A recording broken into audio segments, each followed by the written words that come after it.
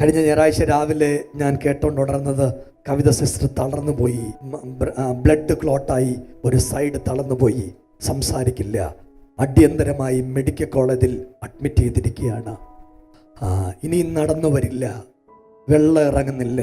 അങ്ങനെ വലിയ പ്രശ്നമായിട്ടാണ് ഞാൻ കേൾക്കുന്നത്. ഇവിടുന്ന് ഡോക്ടർമാർ പറഞ്ഞു അറിയിക്കേണ്ടവരൊക്കെ അറിയിച്ച് മെഡിക്കൽ കോളേജിലോട്ട് അടിയന്തരമായിട്ട് കൊണ്ടുപോയിക്കൊള്ളാൻ. കവിത സിസ്റ്ററിന്റെ മോള് ചിപ്പി എന്നെ വിളിച്ചിട്ട് വലിയ വായി കരഞ്ഞു, അച്ഛാ അമ്മ തളർന്നുപോയി, നടക്കുകയല്ല, അമ്മയ്ക്ക് വെള്ളം ഇറങ്ങുന്നില്ല. അപ്പം ഞാൻ പറഞ്ഞു, എടി ദൈവം നിന്നോട് പറഞ്ഞിട്ടുണ്ട് അമ്മ നടന്നു വരുമെന്ന്. ഞാൻ നിങ്ങളോട് ഒരു കാര്യം പറയുക, ദൈവം വിശ്വസ്തൻ. ഒരവയവത്തിനും ഒരു കുഴപ്പമില്ല. കൈ തളർന്നില്ല, കാല് തളർന്നില്ല, നാക്ക് വരണ്ടു പോയില്ല, സംസാരം പോയില്ല. ഒരു കാര്യം ഞാൻ പറയുക, ശത്രുക്കളുടെ മുൻപിൽ നിന്നെ ഉയർത്തുന്ന ദൈവമുണ്ട്. ശത്രുക്കളുടെ മുമ്പിൽ നിന്നെ ലജ്ജിപ്പിക്കാതെ തല ഉയർത്തിപ്പിടിക്കുന്ന ദൈവമുണ്ട്.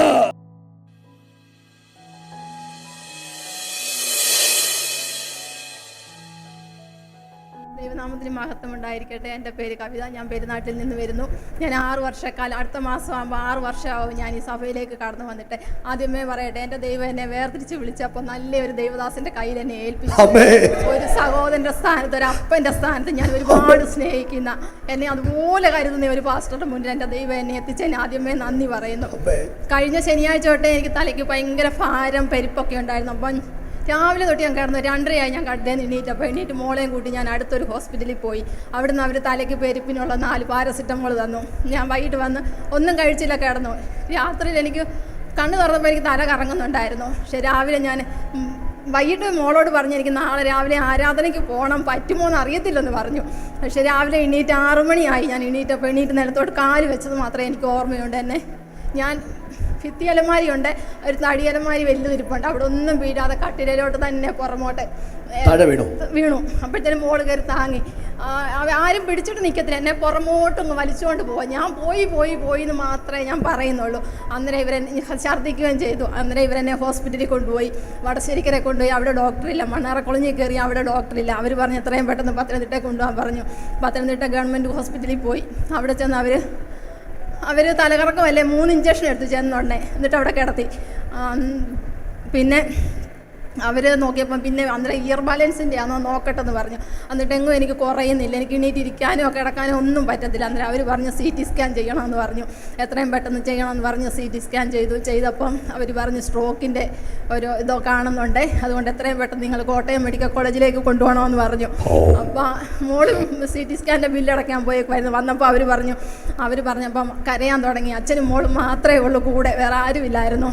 അന്നേരം പറഞ്ഞ് കരഞ്ഞു നിൽക്കാനൊന്നും സമയമില്ല, നിങ്ങൾ ആലോചിച്ച് പറയും ഇവിടെ കൊണ്ടുപോകണമെന്ന്. ബിലീവേഴ്സിൽ കൊണ്ടുപോകും, അതായിരിക്കും ഏറ്റവും നല്ലതെന്ന് പറഞ്ഞു. പിന്നെ ഒന്നും ചിന്തിച്ചില്ല, അവർ ബിലീവേഴ്സിൽ കൊണ്ടുപോയി. അപ്പോൾ CT സ്കാൻ എടുത്തപ്പോഴേ കയ്യിലിരുന്ന പൈസ മൊത്തം തീർന്നു, ഒന്നും കയ്യിലില്ല. എൻ്റെ ദൈവം ബിലീവേഴ്സിൽ എത്തിച്ചു, 5 പൈസ പോലും ഇല്ലാതെ. അവിടെ ചെന്ന് അവർ നോക്കിയിട്ടും പറഞ്ഞു ചെറിയ കുഴപ്പങ്ങളൊക്കെ കാണുന്നുണ്ട്, നമുക്ക് നോക്കാം, ഇയർ ബാലൻസിൻ്റെ അന്ന് എന്തുവാ നോക്കാമെന്ന് പറഞ്ഞു. എന്നിട്ട് അവർ ഇയർ ബാലൻസിൻ്റെ സകലതും ചെയ്തു. എന്നിട്ടൊന്നും എനിക്ക് അതിലൊന്നും ഒരു കുഴപ്പമില്ല. അന്നേരം അവർ പറഞ്ഞു MRI എടുക്കാൻ പറഞ്ഞു. MRI എടുത്തു. MRI എടുത്തപ്പോഴും യാതൊരു കുഴപ്പമില്ല.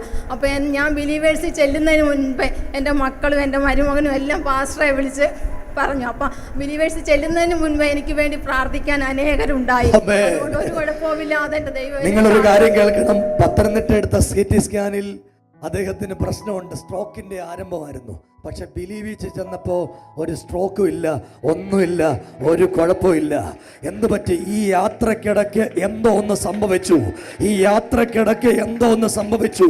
യെരുശലേമിലും എമ്മൗസിലേക്കും പോകുന്ന ശിഷ്യന്മാരുടെ യാത്രക്കിടയ്ക്ക് എന്തോ ഒന്ന് സംഭവിച്ചു. ഒന്ന് കൈയടിച്ച് യേശുവേ എന്നൊന്ന് വിളിക്കാമോ? ഇന്ന് രാവിലെ നിന്റെ യാത്രക്കിടയ്ക്ക് എന്തോ ഒന്ന് സംഭവിച്ചു. യാത്രക്കിടയ്ക്ക് ദൈവത്തിന്റെ അത്ഭുതം സംഭവിച്ചു. ബിലീവേഴ്സിലെ ഡോക്ടർമാരൊക്കെ ഇവിടെ ഇരിപ്പുണ്ട്, ബിലീവേഴ്സിലെ ആളുകൾ ഇവിടെ ഇരിപ്പുണ്ട്, ഡോക്ടർമാർ ഇരിപ്പുണ്ട്. എന്ത് പറ്റി ഇതിന്റെ ഇടയ്ക്ക്? നല്ല ഡോക്ടർ കയറിയാൻ തൊട്ടു. പ്രാർത്ഥന അത്ഭുതങ്ങൾ കൊണ്ടുവരുന്നതാണ്. നിങ്ങൾ സ്ട്രോക്ക് വന്ന ആളുകളെ കുറിച്ച് അറിയാം. വൺസ് ഒരു കാര്യം വന്നാൽ അത് പെട്ടെന്ന് മാറിപ്പോവില്ല. ഇത് നടന്നത് യേശുവിന്റെ തൊടിയിലാണ്. നോക്കിയേ, ഒരു കുഴപ്പമില്ലല്ലേ? ഇല്ല. എല്ലാരും തളർന്നൊക്കെ പറഞ്ഞു. ഡ്രസ്സൊന്നും ഇല്ല, അതല്ലേ ഇട്ട ഡ്രസ്സോടല്ലേ പോയി. പിറ്റേ ദിവസം ഹസ്ബൻഡ് രാവിലെ ഡ്രസ്സ് എടുക്കാൻ വീട്ടിൽ ചെന്നു.